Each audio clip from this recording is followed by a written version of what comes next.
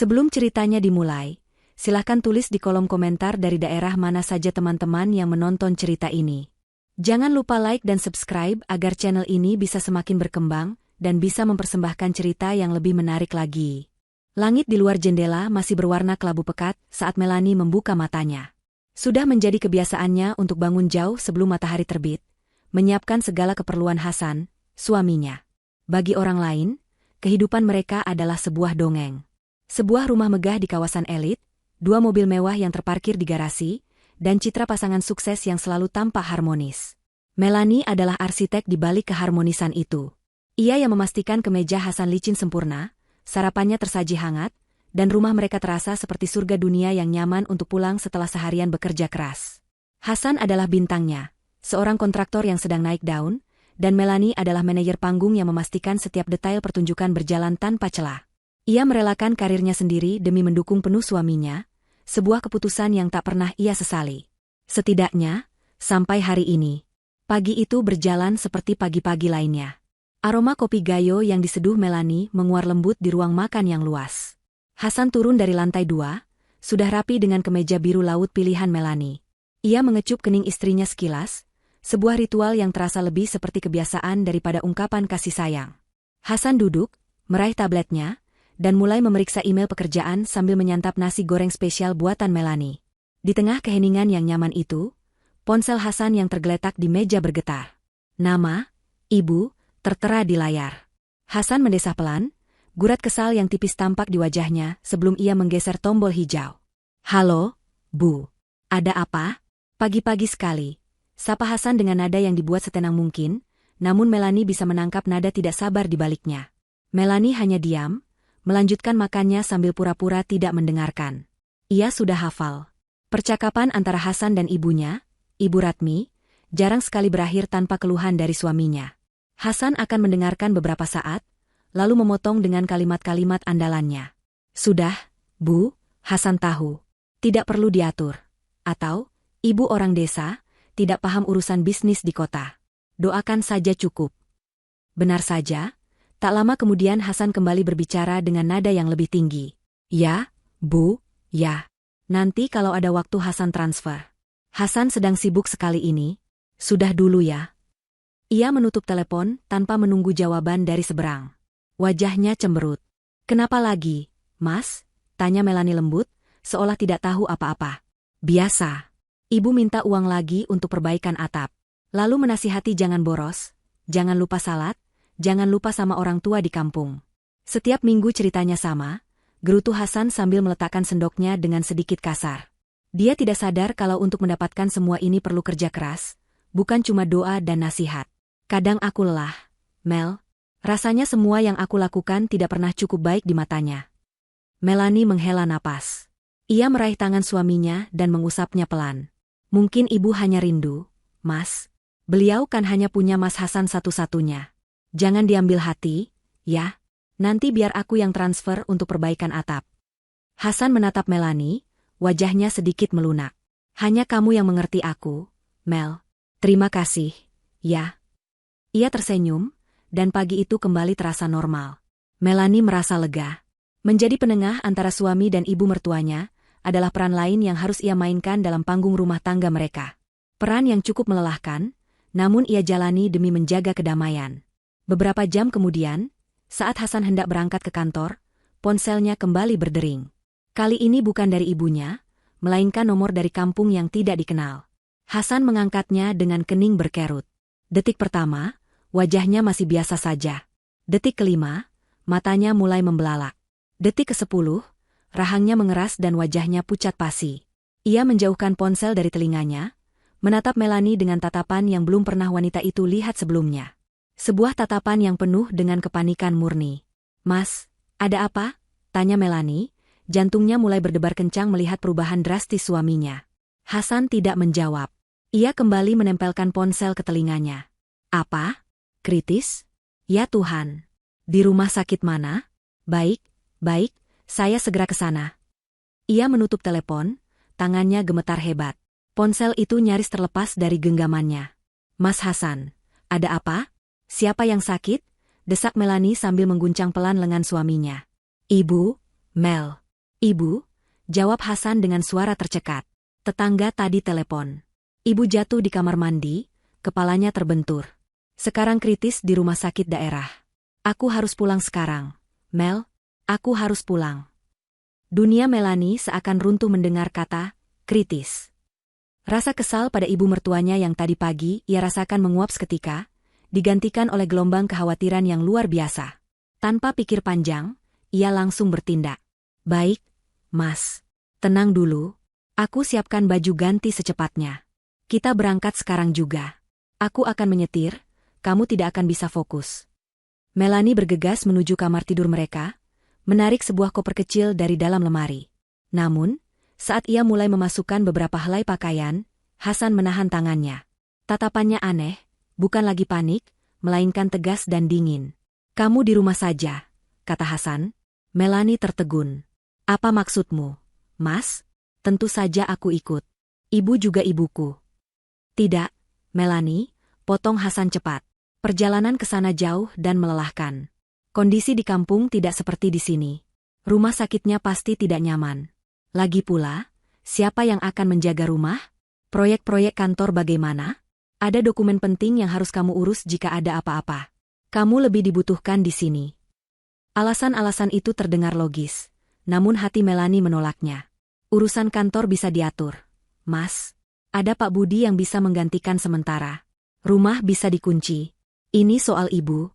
Aku harus ada di sana, untukmu dan untuk beliau. Aku bilang tidak, ya tidak. Bentak Hasan, suaranya naik 1 oktav. Ini adalah kali pertama Hasan membentaknya sekeras itu. Aku tidak mau kamu kerepotan. Aku hanya pergi sebentar, mungkin 3 atau 4 hari. Setelah kondisi ibu stabil, aku akan langsung pulang. Aku mohon, Mel, mengertilah. Aku sedang tidak ingin berdebat.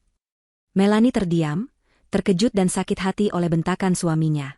Di saat genting seperti ini, mengapa Hasan justru mendorongnya menjauh? Bukankah seharusnya mereka saling menguatkan? Namun, melihat wajah Hasan yang kembali dipenuhi kecemasan, ia akhirnya mengalah. Mungkin Hasan memang sedang kalut dan tidak bisa berpikir jernih. Mungkin kehadiran Melani justru akan menambah bebannya. Baiklah, Mas. Jika itu maumu, ucap Melani lirih, berusaha menekan rasa kecewanya. Kalau begitu, biar aku siapkan keperluanmu. Melani dengan sigap memasukkan pakaian, perlengkapan mandi, dan beberapa obat-obatan untuk Hasan ke dalam tas ransel. Ia juga berlari ke brankas kecil mereka, mengambil sejumlah besar uang tunai. Ini, Mas, untuk biaya rumah sakit dan apapun yang diperlukan. Jangan khawatir soal uang. Kalau kurang, segera telepon aku. Hasan menerima uang itu tanpa banyak bicara, hanya mengangguk singkat. Gerak-geriknya terburu-buru, seolah dikejar waktu. Ia menyambar kunci mobilnya, lalu berhenti sejenak di ambang pintu.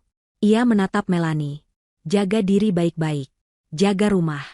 Aku akan usahakan untuk selalu memberimu kabar. Ia memeluk Melani singkat, pelukan yang terasa kaku dan dingin, lalu bergegas masuk ke mobilnya dan melaju kencang meninggalkan rumah. Melani berdiri termangu di depan pintu, menatap mobil suaminya yang hilang di tikungan jalan. Rumah besar itu tiba-tiba terasa begitu kosong dan senyap. Kekhawatiran akan kondisi ibu mertuanya berbaur dengan perasaan aneh yang mengganjal di hatinya. Sesuatu terasa salah. Sangat salah. Cara Hasan melarangnya ikut, tatapan matanya yang aneh, bentakannya yang tiba-tiba. Semua itu berputar di kepalanya. Namun, ia mencoba menepis semua pikiran buruk itu. Mungkin ia hanya terlalu banyak berpikir. Suaminya sedang panik, dan ia harus bisa memahaminya. Ia menutup pintu, menguncinya, dan mulai berdoa dalam hati untuk keselamatan ibu mertuanya. 2 hari berlalu dalam penantian yang menyiksa. Hasan hanya mengirim beberapa pesan singkat. Sudah sampai. Ibu masih ditangani dokter. Pesan berikutnya datang setelah berjam-jam. Kondisinya belum stabil. Doakan saja. Tidak ada telepon, tidak ada penjelasan rinci. Setiap kali Melani mencoba menelepon, panggilannya ditolak dengan alasan sedang di ruang ICU atau sedang berbicara dengan dokter. Jawaban-jawaban Hasan yang singkat dan mengambang justru membuat kecemasan Melani semakin menjadi-jadi. Ia merasa tidak berdaya, terisolasi dari informasi yang seharusnya ia ketahui. Di hari ketiga, kegelisahan Melani mencapai puncaknya. Ia tidak bisa hanya duduk diam menunggu pesan singkat yang tidak jelas. Ia butuh kepastian. Ia harus tahu bagaimana kondisi Ibu Ratmi yang sebenarnya. Tiba-tiba, sebuah ide terlintas di benaknya. Ia bisa menghubungi tetangga terdekat mereka di kampung, Pak RT. Dulu, Hasan pernah menyimpan nomornya untuk keadaan darurat. Pak RT adalah orang yang ramah dan tahu semua kabar di kampung. Mungkin ia bisa memberikan gambaran yang lebih jelas tentang apa yang terjadi tanpa harus mengganggu Hasan yang sedang sibuk di rumah sakit. Dengan tangan sedikit gemetar, Melani mencari nama Pak RT kampung di daftar kontaknya. Jantungnya berdebar lebih kencang saat menemukan nomor itu. Ada sedikit rasa bersalah karena merasa seperti mencari tahu di belakang suaminya. Tapi rasa khawatirnya jauh lebih besar. Ia harus melakukan ini. Ia menarik napas dalam-dalam, berusaha menenangkan dirinya. Ia hanya ingin tahu kondisi ibu mertuanya. Tidak ada yang salah dengan itu. Dengan satu gerakan mantap, jarinya menekan tombol panggil. Nada sambung terdengar di telinganya. Setiap bunyinya seolah menjadi genderang yang membawa firasat buruk. Halo, Assalamualaikum. Suara seorang pria parubaya yang ramah terdengar dari seberang. Jantung Melani berdebar kencang. Waalaikumsalam. Selamat pagi, Pak RT. Maaf mengganggu, saya Melani, istrinya Hasan. Oh, Mbak Melani. Ada apa, Mbak? Tumben sekali telepon. Kabar baik, kan? Jawab Pak RT dengan nada akrab. Melani menelan ludah, mencoba menyusun kata-kata. Alhamdulillah, Pak. Begini, Pak, saya mau tanya kabar Ibu Ratmi. Hasan ada di sana, tapi komunikasinya agak sulit, mungkin karena sibuk di rumah sakit. Saya khawatir sekali. Bagaimana kondisi ibu sekarang? Pak, apa benar beliau kritis? Di seberang telepon, terdengar keheningan sesaat, lalu disusul oleh suara tawa kecil yang bingung. Rumah sakit? Kritis? Mbak Melani ini ada-ada saja, kata Pak RT. Bu Ratmi sehat walafiat, Mbak. Segar bugar. Tadi pagi saja saya lihat beliau sedang tawar-menawar sayuran di pasar. Tidak ada tanda-tanda sakit sama sekali. Malah kelihatannya senang sekali karena Mas Hasan pulang. Dunia Melani seakan berhenti berputar. Kata-kata Pak RT berdengung di telinganya seperti suara lebah. Sehat walafiat. Di pasar. Senang sekali. Kalimat-kalimat itu tidak masuk akal. Rasanya seperti ada dinding kaca tak terlihat yang tiba-tiba retak di sekelilingnya. Mbak Melani? Halo? Masih di sana? Suara Pak RT menyadarkannya dari lamunan. Saya sehat, Pak. Ulang Melani dengan suara bergetar, nyaris tak terdengar. Bapak tidak salah orang, kan? Ibu Ratmi, ibunya Mas Hasan. Iya, Mbak. Ibu Ratmi yang rumahnya di ujung jalan itu, kan? Ibunya Mas Hasan. 100% sehat. Tidak kurang suatu apapun, tegas Pak RT, masih dengan nada bingung. Memangnya Mas Hasan bilang apa ke Mbak? Genggaman Melani pada ponselnya melemah. Udara di paru-parunya seakan tersedot habis. Jadi, semuanya bohong. Kepanikan Hasan, cerita tentang jatuh di kamar mandi, kondisi kritis, rumah sakit. Semua adalah sebuah kebohongan besar yang dirancang dengan rapi. Ponsel itu terlepas dari tangannya, jatuh ke lantai marmer yang dingin dengan bunyi berdebam pelan. Ia terduduk lemas di sofa, tatapannya kosong. Pikirannya berkecamuk, mencoba mencari penjelasan. Mengapa? Mengapa Hasan harus berbohong sampai sejauh ini? Untuk apa ia menciptakan drama yang begitu mengerikan? Potongan-potongan puzzle yang janggal mulai menyatu di benaknya. Larangan keras agar ia tidak ikut. Pesan-pesan singkat yang penuh pengelakan. Keengganannya menerima telepon. Semua bukan karena panik. Semua adalah bagian dari sebuah skenario. Skenario yang bertujuan untuk menyingkirkannya, untuk membuatnya tetap berada di kota, jauh dari apapun yang sebenarnya sedang terjadi di kampung. Tapi apa? Apa yang sedang Hasan sembunyikan darinya? Apakah ini soal uang? Soal bisnis rahasia? Atau sesuatu yang jauh lebih buruk? Sesuatu yang bahkan tidak berani ia bayangkan. Di tengah badai kebingungan dan rasa sakit itu, ponselnya yang tergeletak di lantai kembali berdering. Melani tersentak. Dengan sisa tenaga yang ia miliki, ia meraih benda itu. Sebuah nomor tak dikenal tertera di layar. Biasanya ia akan mengabaikannya. Tapi entah kenapa, instingnya mengatakan ia harus menjawab panggilan ini. Dengan tangan yang masih gemetar, ia menekan tombol hijau dan menempelkan ponsel ke telinganya. Halo? Sapanya dengan suara serak. Hening sejenak. Lalu terdengar suara seorang wanita yang lirih dan bergetar, seolah takut terdengar oleh orang lain. Anindita, ini ibu. Melani membeku. Ia mengenali suara itu. Suara Ibu Ratmi. Tapi suaranya tidak terdengar sehat dan ceria seperti yang digambarkan Pak RT. Suara itu terdengar hancur. "Ibu," bisik Melani, tidak percaya. "Ibu baik-baik saja? Apa yang sebenarnya terjadi?" "SSSSTTT, jangan bicara keras," desis Ibu Ratmi dari seberang. "Dengarkan Ibu baik-baik. Jangan potong. Ibu tidak punya banyak waktu. Anakmu itu, dia membawa calon istri baru ke rumah." Setiap kata yang diucapkan Ibu Ratmi adalah sebilah pisau yang menusuk tepat di jantung Melani. Calon istri baru. 3 kata itu menghancurkan seluruh fondasi hidupnya. Jadi ini alasannya. Ini rahasia besar yang disembunyikan Hasan di balik drama palsunya. Bukan bisnis. Bukan uang. Tapi pengkhianatan dalam bentuknya yang paling keji. Apa maksud Ibu?" tanya Melani, meskipun ia sudah tahu jawabannya. Air mata mulai menggenang di pelupuk matanya. "Hasan pulang, tapi dia tidak sendiri," lanjut Ibu Ratmi, suaranya syarat dengan kesedihan dan amarah yang tertahan. "Kemarin dia datang, dan hari ini dia membawa seorang perempuan bernama Tina beserta seluruh keluarganya ke rumah ini. Mereka datang untuk melamar. Mereka akan menikah besok lusa." Enduk. Melani terisak. Suara tangisnya tak bisa lagi ia bendung. Rasa sakitnya begitu luar biasa, seakan merobek dadanya dari dalam. "Dia berbohong pada Ibu," kata Ibu Ratmi lagi. "Dia bilang padaku kalau kamu mandul dan kalian sudah sepakat untuk bercerai baik-baik. Dia bilang pernikahan ini sudah atas persetujuanmu." Ibu awalnya percaya, meskipun hati Ibu tidak rela. Tapi tadi Ibu tidak sengaja mendengar percakapannya dengan perempuan itu di teras belakang. "Dia menjelek-jelekanmu. Dia bilang kamu hanya istri bodoh yang mudah diatur, yang namanya hanya ia pinjam untuk aset-asetnya. Dia bilang setelah menikah dengan Tina, dia akan membawanya ke kota dan menceraikanmu." Hati Ibu hancur mendengarnya. Enduk. Anak yang Ibu lahirkan ternyata iblis berwujud manusia. Air mata Melani mengalir deras. Setiap detail yang diungkapkan Ibu Ratmi adalah tamparan keras yang menyadarkannya betapa naifnya dia selama ini. Istri bodoh. Namanya hanya dipinjam. Diceraikan. Jadi selama ini, semua cinta dan pengabdiannya tidak ada artinya sama sekali. Ia hanya sebuah alat, sebuah batu pijakan bagi Hasan untuk mencapai tujuannya.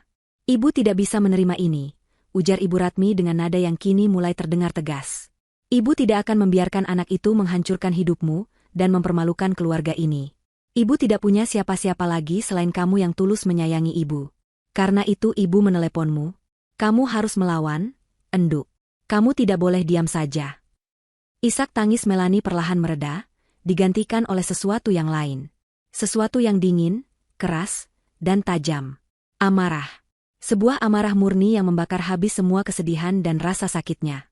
Hasan tidak hanya mengkhianatinya. Ia telah merencanakan pembuangan dirinya dengan cara yang paling hina. Ia dianggap sampah yang bisa disingkirkan begitu saja setelah tidak lagi berguna. "Apa yang harus aku lakukan, Bu?" tanya Melani, suaranya kini terdengar berbeda. Tidak ada lagi getar kesedihan, yang ada hanyalah ketenangan yang menakutkan. "Dia berencana membawa perempuan itu dan keluarganya ke rumahmu hari Senin depan." Ibu Ratmi memberikan informasi krusial. "Kamu hanya punya 4 hari. Ibu dengar dari percakapan mereka, semua aset, rumah, mobil, semuanya atas namamu, kan? Itu adalah senjatamu, Enduk. Gunakan itu. Ambil kembali semua yang menjadi hakmu. Jangan sisakan apapun untuk bajingan itu." 4 hari. Waktu yang sangat singkat. Tapi bagi Melani, itu lebih dari cukup. "Baik, Bu." Melani mengerti. "Hati-hati, Enduk. Jangan biarkan dia tahu rencanamu. Berpura-puralah seperti tidak terjadi apa-apa jika dia menghubungimu. Ibu akan berusaha memberimu informasi dari sini. Sekarang Ibu harus tutup teleponnya." Hasan memanggil Ibu. Panggilan itu berakhir. Melani menatap layar ponselnya yang gelap. Hatinya yang tadinya hancur berkeping-keping kini terasa seperti ditempa kembali menjadi baja yang dingin. Ia berdiri, berjalan ke cermin besar di ruang tengah. Ia menatap pantulan dirinya. Wanita dengan mata bengkak dan wajah pucat. Ini adalah penampilan seorang korban. Tapi ia tidak akan menjadi korban. Tidak lagi. Hasan telah menyalakan api, dan sekarang ia akan memastikan api itu membakar hangus seluruh dunia palsu yang telah dibangun oleh suaminya. Ia kembali mengambil ponselnya. Jarinya bergerak lincah di atas layar, bukan untuk mencari kontak pengacara, bukan juga teman untuk mencurahkan isi hatinya. Kontak pertama yang ia cari adalah Adrian, agen properti kilat. Ia menekan tombol panggil tanpa keraguan sedikitpun. Badai akan segera datang, dan ia sendiri yang akan menjadi pusat dari badai itu. Panggilan itu berakhir, tetapi getarannya masih terasa menjalar di sekujur tubuh Melanie. Itu bukan lagi getaran ketakutan atau kesedihan, melainkan getaran dari sebuah mesin yang baru saja dihidupkan. Mesin kemarahan, ketegasan, dan sebuah resolusi yang dingin membeku. Ia tidak memberi dirinya waktu untuk meratap. Waktu adalah kemewahan yang tidak ia miliki. Dengan jari-jari yang mantap, ia menekan nomor Adrian, seorang agen properti yang terkenal bisa menjual apa saja dalam waktu singkat. Halo, Adrian. Ini Melanie, istri Hasan Wijoyo. Sapanya langsung ke inti, nadanya datar dan profesional, seolah sedang mendiskusikan proyek bisnis, bukan menjual rumah tangganya sendiri. Oh, Ibu Melanie. Tentu saja, saya ingat. Ada yang bisa saya bantu. Bu, mau cari properti untuk investasi lagi? Jawab Adrian dengan suara riang yang biasa ia gunakan pada klien-klien kelas atasnya. Bukan. Saya mau jual rumah saya. Yang di Puri Kencana, kata Melanie. Hening sejenak di seberang sana. Adrian jelas terkejut. Jual, Bu? Rumah yang sekarang Ibu tempati? Bukankah itu? Benar, potong Melanie, tidak memberinya kesempatan untuk bertanya lebih jauh. Saya butuh transaksi kilat, Adrian. Pembeli tunai, proses secepat mungkin. Saya tidak peduli jika harganya harus turun sedikit dari pasaran. Kecepatan adalah prioritas utama. Bisakah Anda melakukannya?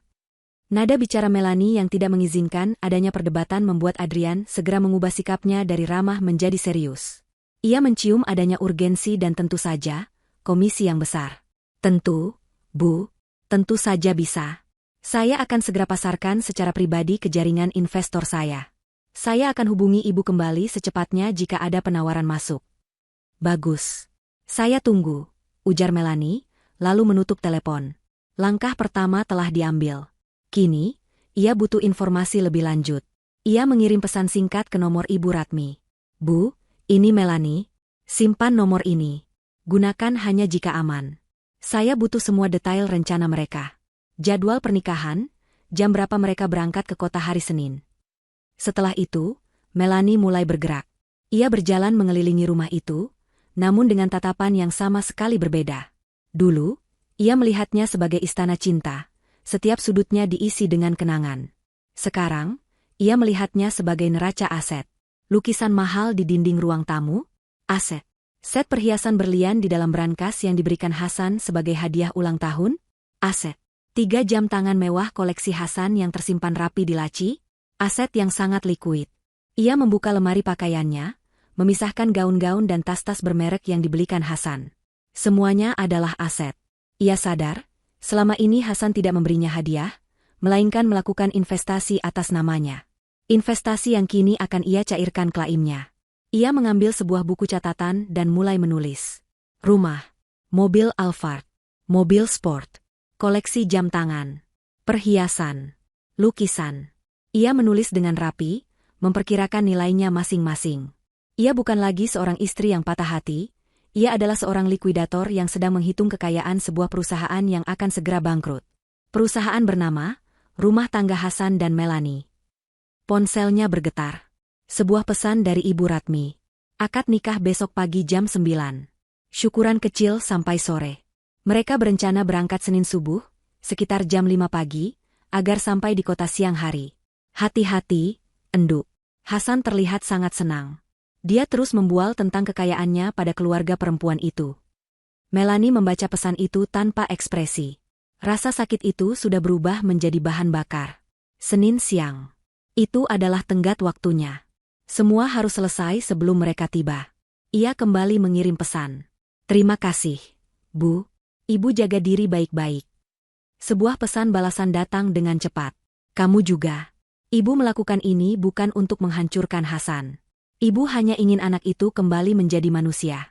Harta telah membutakannya. Hanya dengan kehilangan segalanya, matanya mungkin bisa terbuka kembali. Melanie terdiam membaca pesan terakhir itu. Ia mengerti sekarang. Ini bukan sekadar balas dendam seorang istri yang terkhianati. Ini adalah sebuah operasi penyelamatan yang menyakitkan, yang dirancang oleh seorang ibu yang putus asa.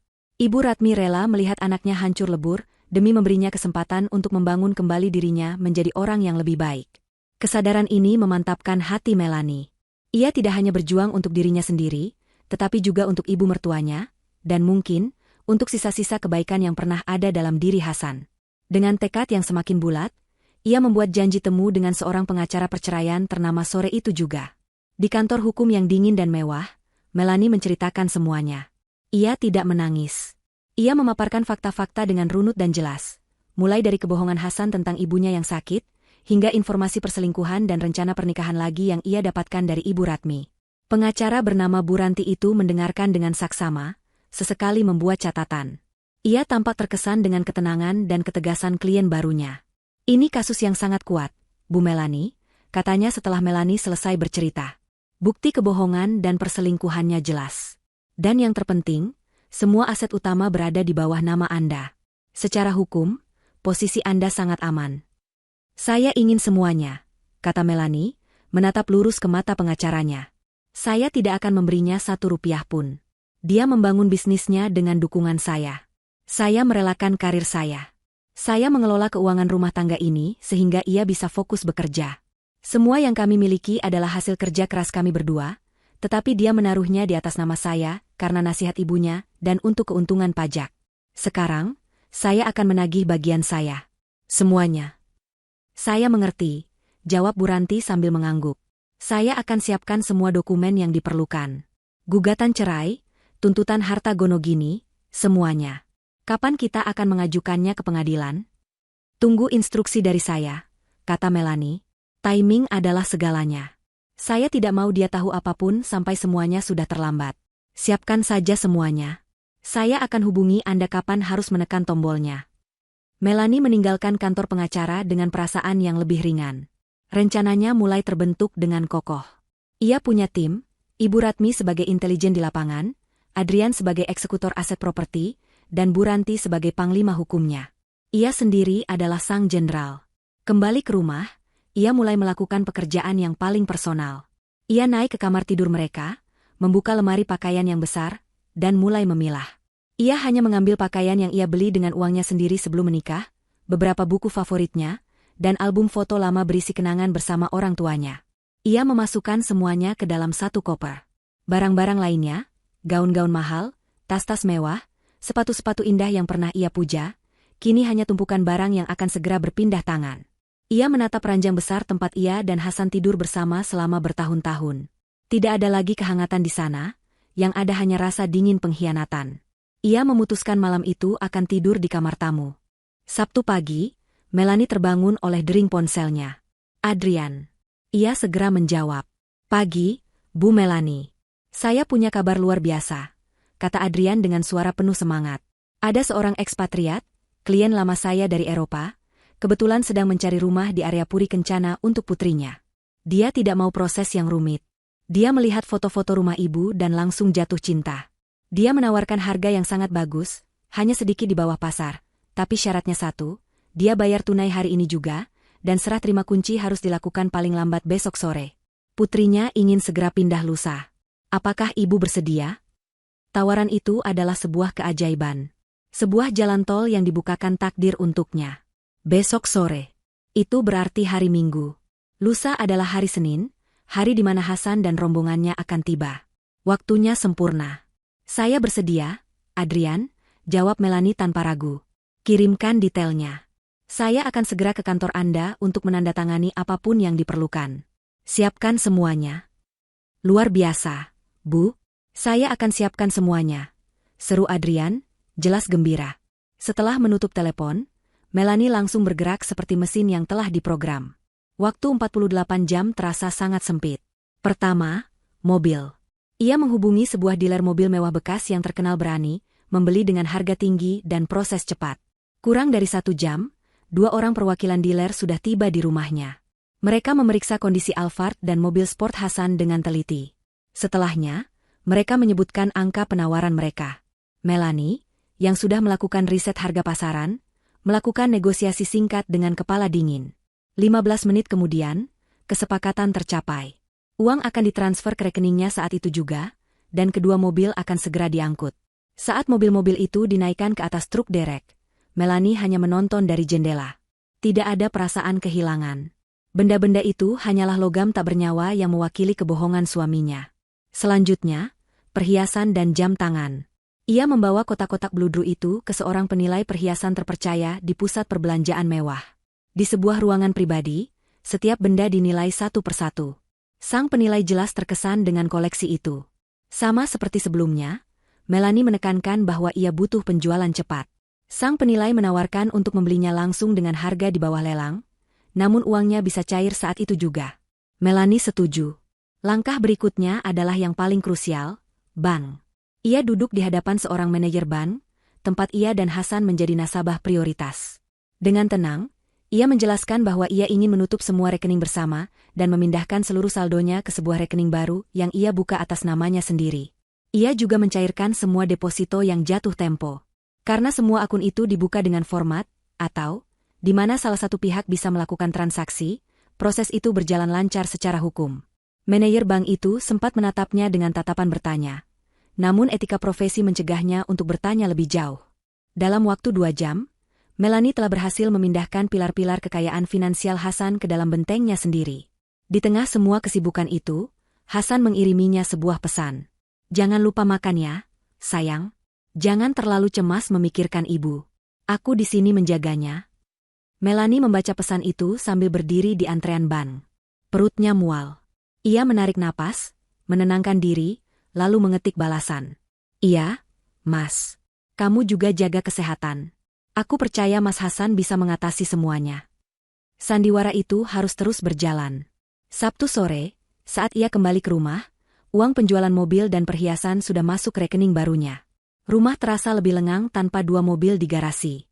Ia kemudian menelepon sebuah perusahaan jasa pindahan dan pembersihan profesional. Saya butuh layanan pengosongan rumah total untuk besok pagi, katanya pada operator. Hanya ada 1 koper yang perlu disimpan. Sisanya, semua perabotan, pakaian, pernak-pernik, tolong dikemas dan dibawa ke gudang penyimpanan yang Anda sediakan. Saya ingin rumah ini kosong melompong besok sebelum jam 2 siang. Operator itu sedikit terkejut dengan permintaan mendadak itu, tetapi dengan biaya tambahan untuk layanan ekspres, mereka menyanggupinya. Minggu pagi, sebuah tim besar dari perusahaan pindahan datang. Mereka bekerja dengan sangat cepat dan efisien. Melanie hanya duduk di teras, mengawasi mereka mengangkut keluar sofa yang pernah menjadi saksi bisu tawa mereka, meja makan tempat mereka berbagi cerita, dan semua perabotan yang pernah ia pilih dengan penuh cinta. Setiap barang yang keluar dari pintu seolah membawa serta sepotong kenangan yang kini sudah tak berarti. Anehnya, ia tidak menangis. Hatinya terasa mati rasa, fokusnya hanya pada tujuan akhir. Tepat jam 1 siang, pekerjaan itu selesai. Rumah megah itu kini hanyalah sebuah bangunan kosong dengan gema di setiap sudutnya. Lantainya bersih mengilap, dindingnya telanjang tanpa lukisan. Tidak ada jejak kehidupan yang tersisa. Melanie berjalan melintasi setiap ruangan untuk terakhir kalinya. Ini bukan lagi rumahnya. Ini hanyalah sebuah properti yang akan segera berpindah tangan. Pukul 2:30 sore, Adrian tiba bersama seorang perwakilan hukum dari si pembeli. Di atas lantai ruang tengah yang kosong, Melanie menandatangani lembar terakhir dari akta jual beli. Ia menerima bukti transfer pembayaran yang sudah lunas, lalu menyerahkan seluruh kunci rumah itu, kunci gerbang, kunci pintu utama, dan kunci semua ruangan. Selamat, Bu Melanie. Transaksi selesai, kata Adrian sambil tersenyum lebar. Melanie hanya mengangguk tipis. Ia mengambil satu-satunya koper miliknya yang sudah disisihkan oleh tim pindahan. Ia berjalan keluar dari gerbang rumah itu untuk terakhir kalinya tanpa menoleh ke belakang. Sebuah taksi yang sudah ia pesan telah menunggu di tepi jalan. Saat taksi mulai melaju, ia melihat dari kaca spion. Sebuah mobil box besar milik pemilik baru sudah tiba, siap untuk mulai mengisi kekosongan rumah itu dengan kehidupan yang baru. Kehidupan yang bukan lagi miliknya. Ia memejamkan mata sejenak, menarik napas panjang, lalu mengeluarkannya perlahan. Beban di pundaknya terasa terangkat. Ia mengambil ponselnya, membuka kontak Ibu Ratmi, dan mengetik sebuah pesan singkat yang menandai akhir dari sebuah babak dan awal dari sebuah perang. Benteng sudah jatuh. Operasi selesai. Saat sedang berkemas, ponselnya berdering. Nama, Mas Hasan, tertera di layar. Jantungnya sempat berhenti berdetak sesaat. Ia menarik napas dalam-dalam, memerintahkan dirinya untuk tenang. Ia harus memainkan perannya. Ia menggeser tombol hijau. Halo, Mas. Sapanya dengan suara yang dibuat sedikit serak dan khawatir, persis seperti seorang istri yang cemas. Halo, Mel. Maaf baru bisa telepon. Sibuk sekali di sini, bolak-balik urus administrasi rumah sakit, kata Hasan dari seberang. Terdengar suara musik dangdut yang samar di latar belakang, bukan suara monitor detak jantung di ICU. Melanie berpura-pura tidak mendengarnya. Bagaimana kondisi ibu, Mas? Sudah ada perkembangan? Masih sama, Mel. Belum sadar. Dokter bilang kita hanya bisa berdoa. Kamu di rumah baik-baik saja, kan? Semua aman? Aman, Mas. Aku di rumah saja, tidak kemana-mana. Hanya berdoa untuk kesembuhan ibu, jawab Melanie, merasakan pahitnya kebohongan itu di lidahnya sendiri. Setiap kata adalah sandiwara. Bagus. Kamu memang istri yang baik, puji Hasan. Pujian itu kini terdengar seperti hinaan. Ya sudah, aku tutup dulu ya. Mau bicara lagi sama dokter. Jaga diri baik-baik. Telepon ditutup. Melanie mencengkeram ponselnya erat-erat, hingga buku-buku jarinya memutih. Istri yang baik. Ia akan menunjukkan pada Hasan seperti apa istri baik ini saat semua topeng telah terbuka. Malam itu, Melanie tidur dengan nyenyak untuk pertama kalinya dalam beberapa hari. Bukan karena hatinya damai, tetapi karena ia tahu, besok adalah hari pertempuran. Dan ia sudah siap. Baja di dalam dirinya telah ditempa dengan sempurna oleh api pengkhianatan. Sementara di kota Melanie bergerak laksana badai senyap yang membongkar sebuah kerajaan. Di kampung, Hasan sedang merayakan penobatannya sebagai raja. Suasana di rumah Ibu Ratmi pada Sabtu pagi itu riuh rendah. Namun, keriuhan itu bukan berasal dari kepanikan mengurus orang sakit, melainkan dari hiruk-pikuk persiapan sebuah akad nikah. Tetangga dan kerabat Tina, calon istri barunya, telah berdatangan sejak subuh, memenuhi halaman depan dengan tawa dan obrolan yang riang. Mereka semua memandang Hasan dengan tatapan penuh kekaguman. Bagi mereka, Hasan adalah pangeran dari kota besar yang datang untuk mengangkat derajat putri desa mereka. Hasan menikmati setiap detik dari pemujaan itu. Ia berdiri di teras, mengenakan kemeja batik sutra terbaiknya, dengan dada yang membusung penuh kebanggaan. Ia menyalami setiap tamu, menyelipkan beberapa lembar uang ratusan ribu ke tangan anak-anak kecil yang berlarian, dan tak henti-hentinya menebar janji-janji setinggi langit kepada keluarga Tina. Nanti kalau sudah di kota, bapak dan ibu tidak usah lagi repot-repot ke sawah, katanya pada calon mertuanya yang menatapnya dengan mata berbinar. Santai saja di rumah. Rumah Hasan besar, ada 3 lantai, tamannya luas. Kalau bosan, tinggal suruh sopir antar jalan-jalan ke mal. Benar itu, Nak Hasan? Tanya ayah Tina, matanya menyiratkan keserakahan yang tak ditutup-tutupi. Tentu saja, Pak. Anggap saja semua itu milik bapak juga nanti, jawab Hasan sambil tertawa pongah. Tina berdiri di sampingnya, wajahnya merona karena bahagia dan bangga. Ia seorang gadis desa yang cantik, namun pandangannya sederhana. Kemewahan yang dijanjikan Hasan terasa seperti mimpi yang menjadi kenyataan. Ia memuja Hasan, bukan hanya sebagai seorang pria, tetapi sebagai tiket emas menuju kehidupan yang selama ini hanya bisa ia lihat di sinetron televisi.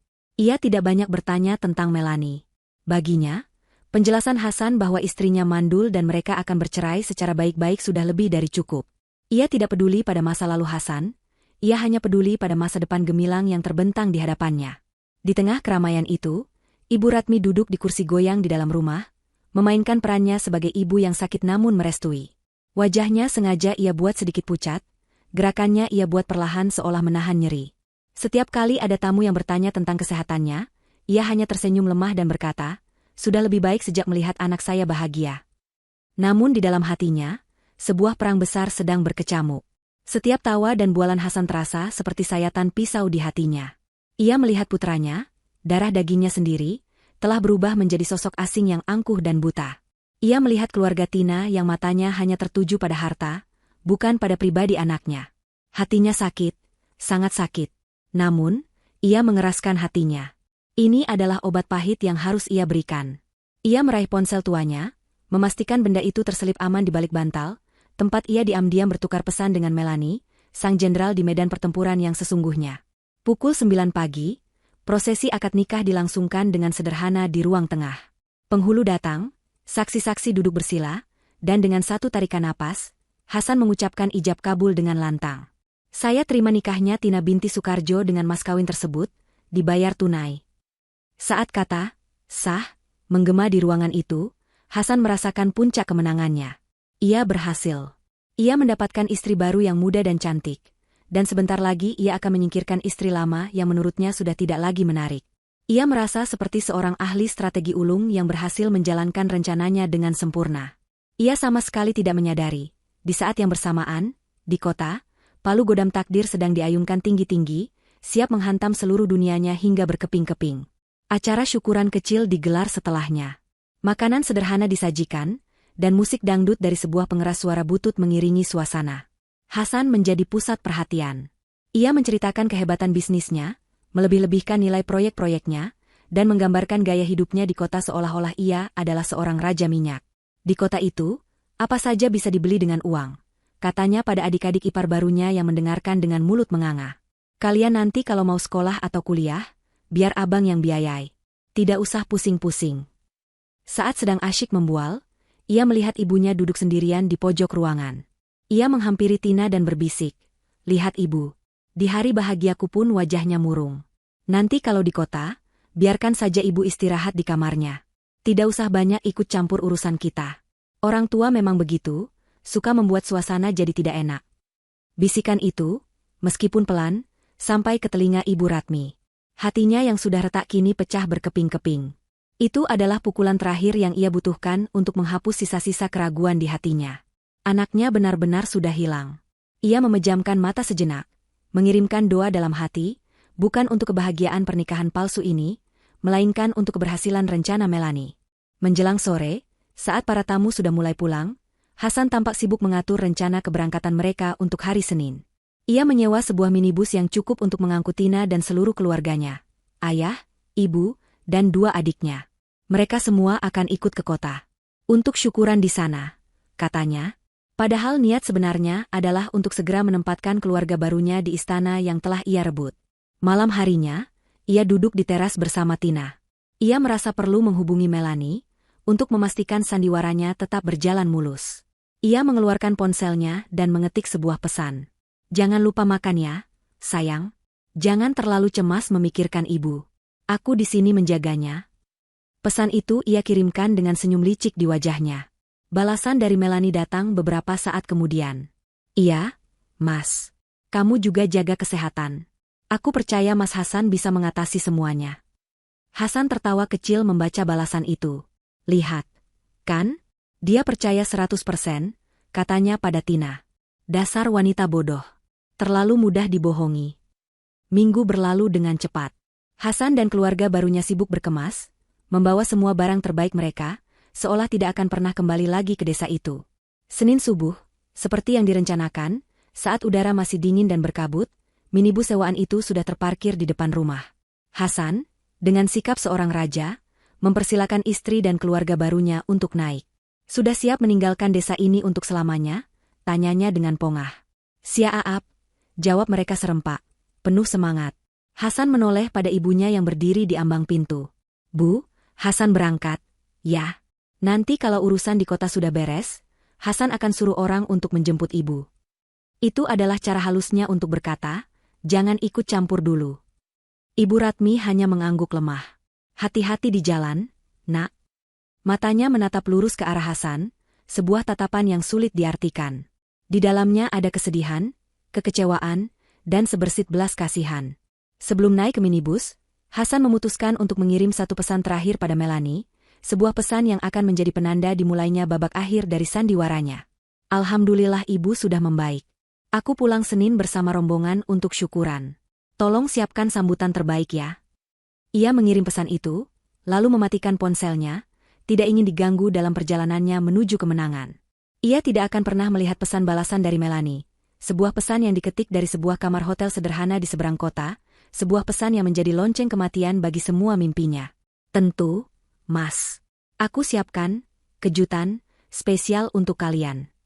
Bom waktu itu kini sedang melaju kencang di jalan tol, berdetak semakin cepat, siap meledak tepat pada saat kedatangannya.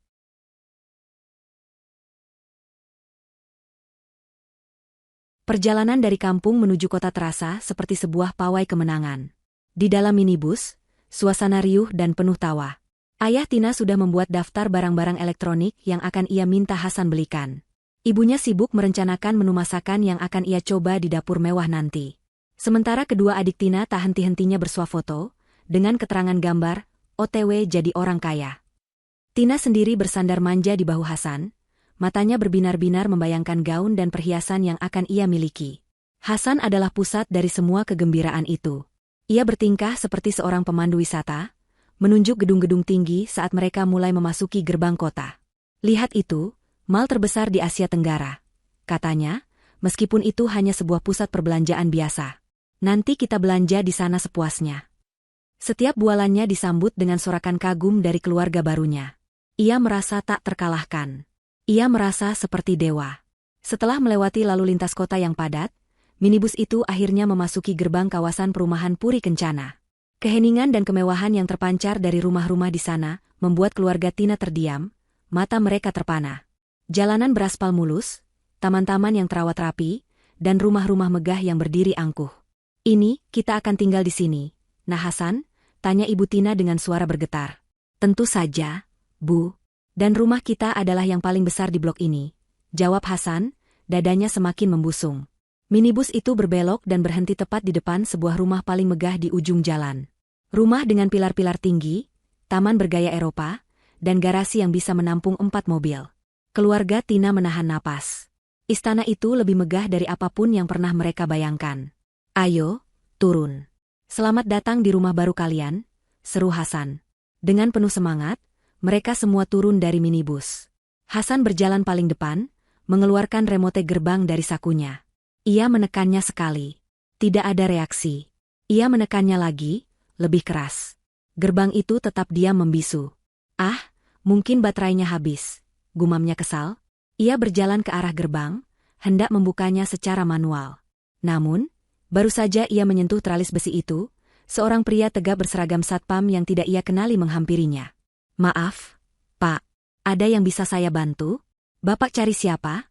Tanya satpam itu dengan nada tegas namun sopan. Hasan menatap satpam itu dengan pandangan meremehkan. Cari siapa? Saya ini pemilik rumah ini. Kenapa kamu yang bertanya? Mana satpam yang biasa? Satpam itu mengerutkan kening. Saya satpam baru di sini, Pak. Dan setahu saya, rumah ini sudah ada pemiliknya yang baru. Mereka baru saja pindah kemarin. Darah Hasan seakan berhenti mengalir. Apa katamu? Pemilik baru? Kamu jangan mengarang. Saya Hasan Wijoyo, pemilik sah rumah ini. Bentaknya, suaranya mulai meninggi. Saya tidak mengarang, Pak. Pemiliknya memang sudah berganti, balas satpam itu dengan tenang. Tepat pada saat itu, gerbang otomatis itu berdesir pelan dan terbuka dari dalam. Sebuah mobil sedan hitam mewah perlahan keluar. Kaca mobil itu turun, menampakkan seorang pria asing berwajah Kaukasia di kursi penumpang, didampingi seorang asisten lokal yang duduk di kursi pengemudi. Asisten itu menatap Hasan dengan tatapan dingin. Ada masalah apa ini, Pak Satpam? Ini, Pak. Bapak ini mengaku sebagai pemilik rumah ini, lapor Satpam itu. Asisten itu menoleh ke arah Hasan. Maaf, Anda siapa ya? Rumah ini telah dibeli secara sah oleh klien saya dari pemilik sebelumnya, Ibu Melani Wijoyo. Kami memiliki semua dokumen legalnya. Mungkin Anda salah alamat? Nama, Melani, disebut. Seketika itu juga, dunia Hasan terasa berguncang hebat. Kakinya lemas. Semua kesombongan dan kegembiraannya menguap dalam sekejap, digantikan oleh gelombang es kepanikan yang membekukan. Tidak mungkin. Ini pasti mimpi buruk. Melani? Tidak mungkin. Dia istri saya. Tidak mungkin dia menjual rumah ini tanpa persetujuan saya. Teriak Hasan seperti orang gila. Ia mulai menggedor-gedor gerbang. Melani. Keluar kamu, Melani.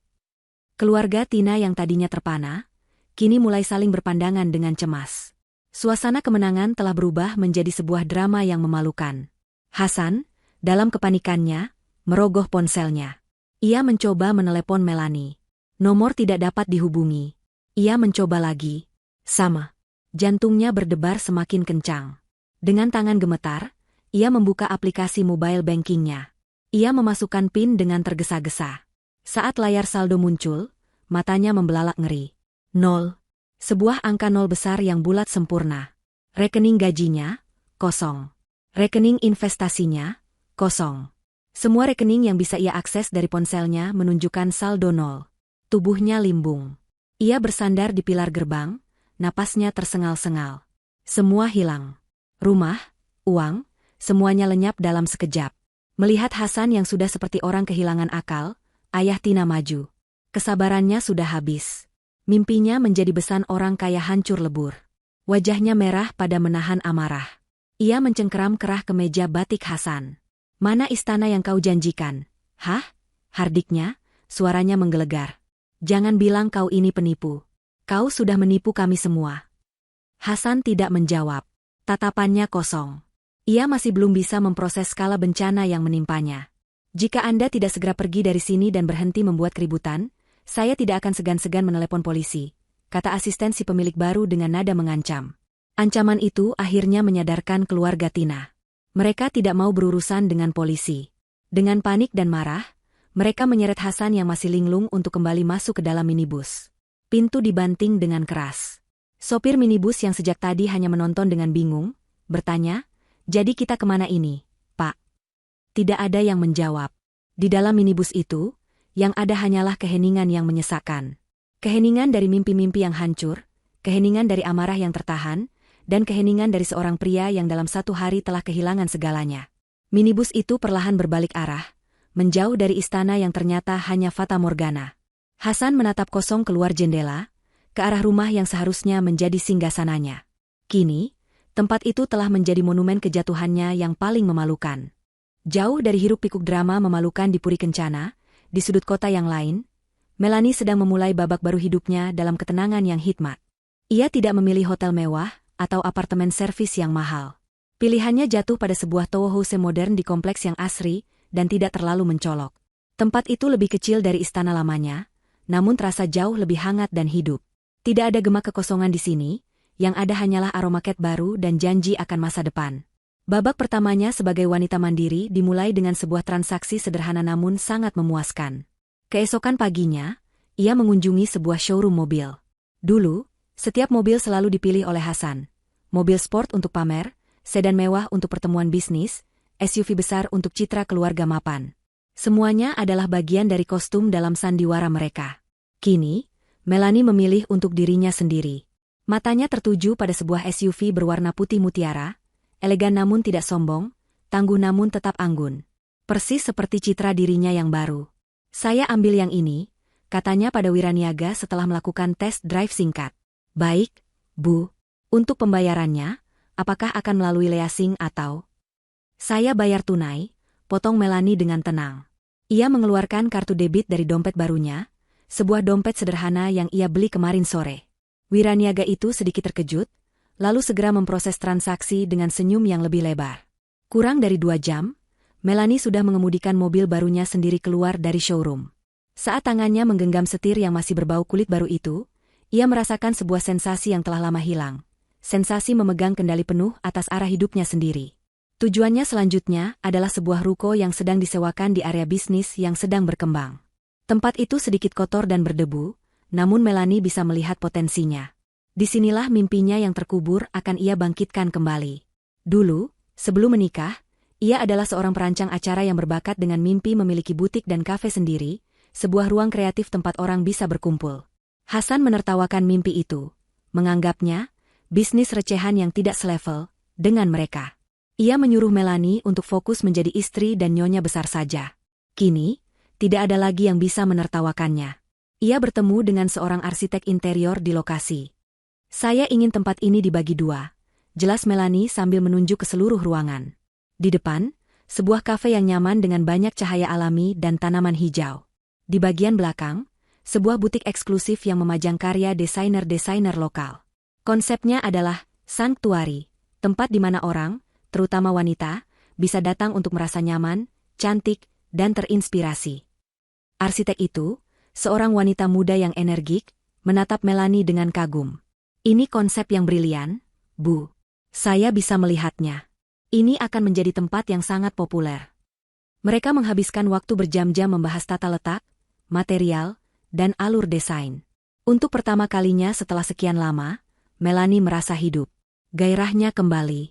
Otaknya bekerja, ide-idenya mengalir deras. Ia bukan lagi hanya bayang-bayang suaminya, ia adalah seorang visioner, seorang kreator. Sore harinya, saat kembali ke townhouse barunya, ia duduk di balkon kecil sambil menikmati secangkir teh. Inilah saatnya untuk melakukan langkah terakhir yang paling penting. Ia menelepon pengacaranya, Bu Ranti. Selamat sore, Bu Ranti. Ini Melanie. Sore, Bu Melanie. Saya sudah menunggu kabar dari Anda. Bagaimana? Waktunya tiba, kata Melanie, suaranya mantap dan tanpa keraguan. Silakan kirimkan surat gugatan cerai itu sekarang ke alamat orang tuanya di kampung. Pastikan surat itu sampai. Baik, Bu. Segera saya proses, jawab Bu Ranti. Saya juga sudah mendapatkan informasi tambahan yang sangat berguna. Teman saya di catatan sipil mengabari bahwa ada pendaftaran pernikahan baru atas nama Tuan Hasan Wijoyo di Kawa Kecamatan di kampungnya. Saya sudah mendapatkan salinan akta nikahnya. Ini akan menjadi bukti perselingkuhan dan poligami tanpa izin yang tidak terbantahkan di pengadilan. Melanie tersenyum tipis. Ibu Ratmi benar-benar bergerak cepat.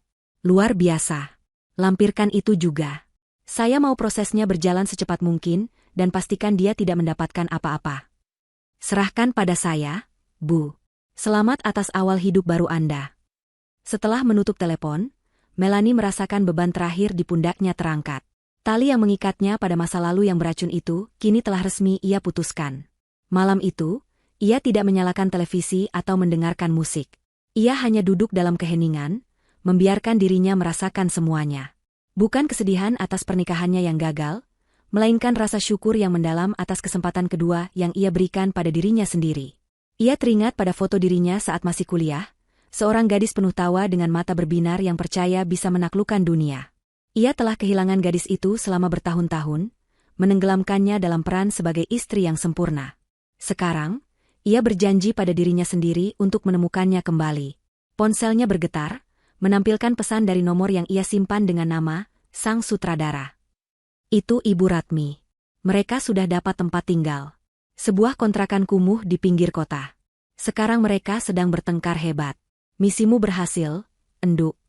Melanie membaca pesan itu, dan untuk pertama kalinya, ia tersenyum tulus. Senyum yang mencapai matanya. Ia mengetik balasan. Ini bukan hanya misiku, Bu. Ini misi kita. Terima kasih untuk semuanya. Ia meletakkan ponselnya, menatap kerlip lampu kota dari balkonnya. Dulu, ia melihat pemandangan ini dari istana kaca miliknya, merasa seperti seorang putri yang terkurung dalam menara gading. Sekarang, dari tempatnya yang sederhana, ia merasa seperti seorang ratu yang sedang memandang kerajaannya yang baru, sebuah kerajaan yang ia bangun sendiri dari nol, di atas fondasi kekuatan dan harga dirinya. Dan di kerajaan ini, hanya ada satu aturan, ia tidak akan pernah lagi membiarkan kebahagiaannya ditentukan oleh orang lain. Minibus sewaan itu terasa seperti sebuah peti mati berjalan. Udara di dalamnya pengap, syarat dengan kekecewaan dan amarah yang tak terucapkan. Tawa riang telah berganti menjadi isak tangis tertahan dari Tina dan gerutuan pelan dari orang tuanya. Hasan sendiri duduk mematung di dekat jendela, matanya menatap kosong ke jalanan kota yang kini terasa begitu asing dan kejam. Ia adalah seorang raja yang kerajaannya lenyap dalam sekejap mata. Setelah berputar-putar tanpa tujuan selama hampir 2 jam, dengan sisa uang tunai yang ada di dompet Hasan, yang dengan cepat disita oleh ayah Tina, mereka akhirnya menemukan sebuah tempat yang bisa mereka sewa. Bukan di kompleks yang layak, melainkan di sebuah gang sempit dan becek di pinggiran kota. Tempat itu disebut kontrakan petak, sebuah bangunan panjang yang dibagi menjadi bilik-bilik kecil dengan dinding dari papan triplek. Saat mereka masuk ke dalam petak mereka, bau apek dan lembab langsung menyergap. Hanya ada satu ruangan multifungsi dengan sebuah kamar mandi kecil yang keramiknya sudah pecah-pecah. Satu lampu bohlam kuning menggantung lemah di tengah langit-langit, memancarkan cahaya yang redup dan menyedihkan. Inilah istana baru mereka. Tempat ini adalah penghinaan telak bagi semua mimpi yang telah mereka rajut. Begitu pintu ditutup, ledakan yang sejak tadi tertahan akhirnya meletus. Ayah Tina, yang sudah tidak bisa lagi menahan amarahnya, langsung menunjuk wajah Hasan. "Jadi ini istana yang kau janjikan pada kami?" teriaknya, suaranya menggema di ruangan sempit itu. "Sebuah kandang tikus. Kau pembohong. Penipu." Hasan, yang masih terguncang, hanya bisa tergagap. "Pak, saya juga tidak tahu. Ini pasti ulah Melanie. Dia menjebak saya. Tapi tenang, Pak, saya akan urus ini. Saya akan dapatkan kembali semuanya." "Urus? Dapat kembali?" cibir Ibu Tina dengan suara melengking. "Bagaimana caranya? Kau bahkan tidak punya uang untuk membayar sewa tempat ini bulan depan. Uang kami habis untuk biaya sewa minibus dan makan di jalan. Kami meninggalkan sawah kami, meninggalkan harga diri kami di kampung untuk mengikutimu, dan ini yang kami dapat. Tina, yang sejak tadi hanya menangis, akhirnya angkat bicara. Wajahnya yang cantik ini basah oleh air mata dan dipenuhi kekecewaan. Kamu bilang kamu kaya, Mas? Kamu bilang istrimu sudah setuju. Kenapa jadi begini? Kamu bohong sama aku. Aku tidak bohong, Tina. Aku hanya... Hasan mencoba membela diri, tetapi kata-katanya hilang ditelan oleh caci maki yang datang bertubi-tubi. Hanya apa? Hanya bodoh? Sela ayah Tina.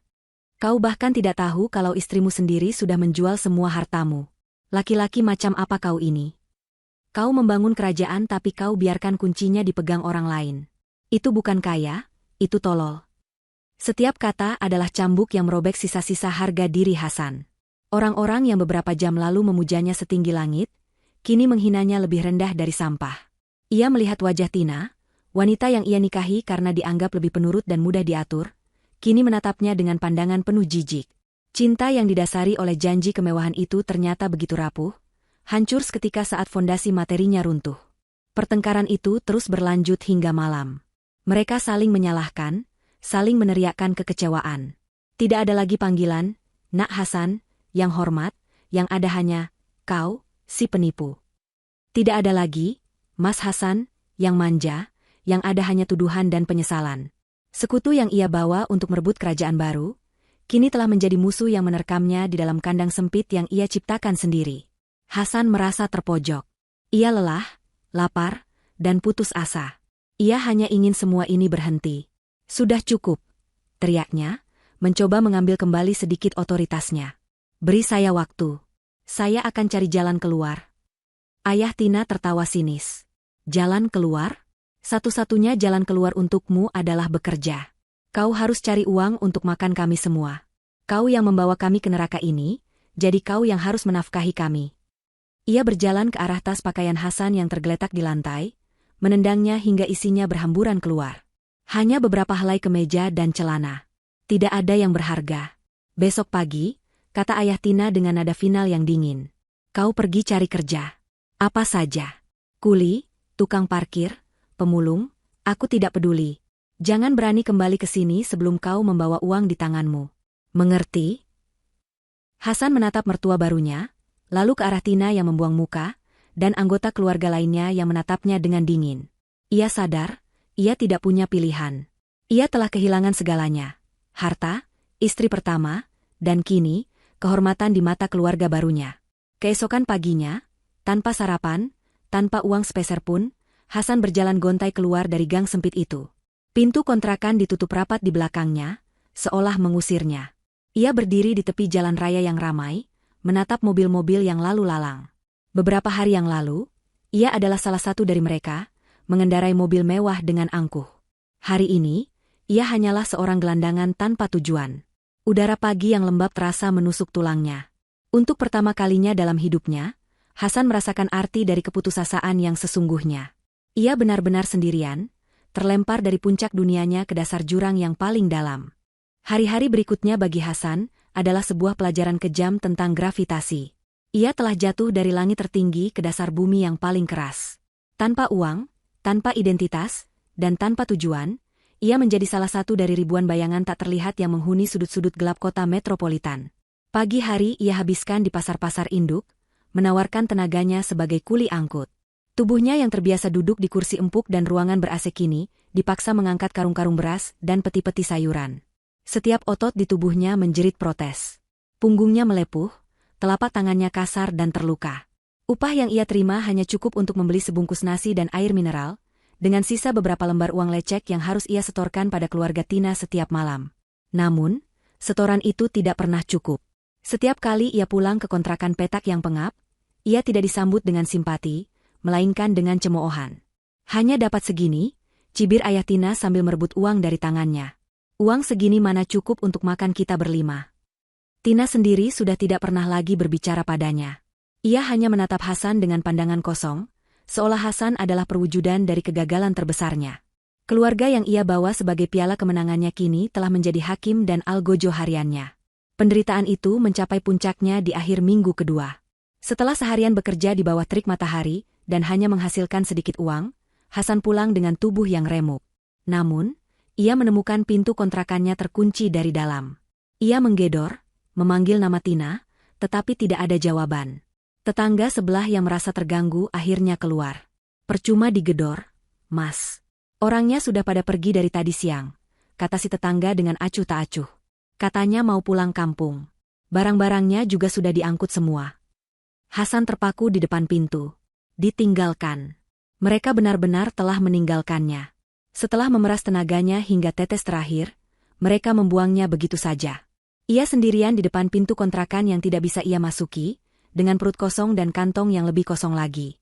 Malam itu, ia untuk pertama kalinya tidur di emperan sebuah ruko yang sudah tutup. Dinginnya lantai beton menusuk hingga ke tulang, namun rasa dingin di hatinya jauh lebih parah. Hari-hari berikutnya, ia benar-benar hidup sebagai gelandangan. Ia makan dari belas kasihan pemilik warung, tidur di mana saja ia bisa memejamkan mata tanpa diusir. Ia melihat pantulan dirinya di kaca sebuah toko, dan nyaris tidak mengenali pria kumal dengan tatapan mata kosong itu. Di tengah penderitaannya, sebuah pukulan terakhir datang menghantamnya. Seorang kurir pengadilan, setelah melacaknya selama beberapa hari, akhirnya menemukannya saat sedang beristirahat di sebuah taman kota. Kurir itu menyerahkan sebuah amplop coklat tebal. Dengan tangan gemetar, Hasan membukanya. Di dalamnya ada surat gugatan cerai resmi dari Melanie. Ia membaca setiap halamannya. Tuduhan perselingkuhan, penipuan, dan poligami tanpa izin. Di bagian lampiran, tertera daftar aset yang kini bukan lagi miliknya. Salinan sertifikat rumah yang telah dijual, bukti penjualan mobil-mobilnya. Dan yang paling mematikan, salinan fotokopi akta nikahnya dengan Tina, lengkap dengan foto dirinya yang sedang tersenyum bahagia di hari pernikahan itu. Bukti yang tak terbantahkan. Ia kalah telak bahkan sebelum perang dimulai. Membaca dokumen itu, Hasan tidak merasakan amarah. Ia hanya merasakan kehampaan yang luar biasa. Semua adalah buah dari perbuatannya sendiri. Kebodohan, keserakahan, dan kesombongannya telah membawanya ke titik ini. Ia meremas surat itu, lalu menangis. Bukan tangisan kemarahan, melainkan tangisan penyesalan yang pilu dan sunyi. Ia menangisi kehilangannya, tetapi lebih dari itu, ia menangisi dirinya sendiri, pria yang pernah memiliki segalanya namun dengan sengaja menghancurkannya. Di puncak keputusaasaannya, saat ia merasa tidak ada lagi harapan tersisa di dunia ini, satu wajah terlintas di benaknya. Wajah ibunya. Ibu yang nasihatnya selalu ia bantah. Ibu yang kasih sayangnya ia anggap sebagai hal yang sepele. Ibu yang ia jadikan kambing hitam dalam skenario kebohongannya. Tiba-tiba, ia merasakan kerinduan yang begitu mendalam pada ibunya. Ia tidak butuh uangnya. Ia tidak butuh bantuannya. Ia hanya ingin mendengar suaranya. Dengan sisa-sisa harga dirinya, ia berjalan ke sebuah warung telepon di pinggir jalan. Ia mengumpulkan koin terakhir yang ia miliki, sisa dari belas kasihan seseorang. Jari-jarinya yang kotor dan gemetar menekan nomor telepon rumah di kampung. Nada sambung terdengar, setiap detiknya terasa seperti satu abad. Halo? Terdengar suara lembut ibunya di seberang. Hasan tidak bisa berkata-kata. Tenggorokannya tercekat. Yang keluar dari mulutnya hanyalah sebuah isakan tertahan. Hasan? Itu kamu, nak? Tanya Ibu Ratmi, suaranya terdengar cemas. Ia mengenali isakan anaknya. Tangis Hasan pecah. Bu? Katanya dengan suara serak yang parau. Hasan salah, Bu. Hasan salah besar. Maafkan Hasan. Hening sejenak di seberang sana. Ibu Ratmi membiarkan anaknya mengeluarkan semua penyesalannya. Ia tidak memotong, tidak menghakimi. Ia hanya mendengarkan. Setelah tangis Hasan sedikit mereda, barulah ia berbicara. Suaranya bukan suara yang marah, melainkan suara yang dipenuhi kesedihan dan kearifan yang dalam. Ibu tahu kamu salah, nak, katanya lembut. Harta dan kesombongan telah membutakan matamu. Kamu lupa cara menghormati istrimu yang tulus, dan kamu sudah lama lupa cara menghargai ibumu sendiri. Kamu pikir uang bisa membeli kebahagiaan, tapi lihatlah sekarang, uang itu juga yang menghancurkanmu. Hasan hanya bisa mendengarkan. Setiap kata ibunya terasa seperti jarum yang menusuk kesadarannya. Tidak ada yang tersisa dari semua itu, kan? Tidak ada rumah mewah, tidak ada istri baru yang memujamu, tidak ada teman-teman yang menghormatimu, lanjut Ibu Ratmi. Sekarang, di titik nol ini, saat kau tidak punya apa-apa lagi, belajarlah menjadi laki-laki. Bukan dengan uang dan kekuasaan, tapi dengan tanganmu sendiri, dengan tanggung jawabmu. Ini bukan hukuman, Hasan. Anggap ini adalah kesempatan keduamu dari Tuhan untuk belajar hidup dengan benar.